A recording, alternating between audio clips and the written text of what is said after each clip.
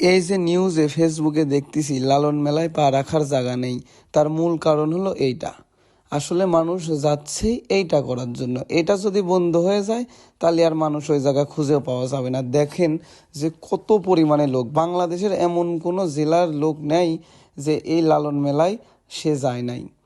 এত পরিমাণে লোক, আর এই লোক হওয়ার একটাই কারণ, সেটা হলো গাঞ্জা। গাঞ্জা যদি বন্ধ হয়ে যায় লোক খুঁজেও পাওয়া যাবে না। আর 95% মানুষই কিন্তু গেছে এই গাঞ্জা খাইতে।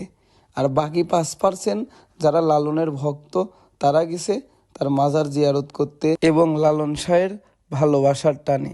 এই যে দেখেন গান হচ্ছে, এই জায়গা গান হচ্ছে, আর গানের পাশেই একদম মজমা বসে গেছে, আসর বসে গেছে। একদিকে গান বাজনা হচ্ছে আর একদিকে টান হচ্ছে। এটাই হলো লালন মেলার আসল নমুনা। আসলে মানুষ লালন শাহের টানে যায় না, মানুষ যায় গাঁজা খাওয়ার টানে।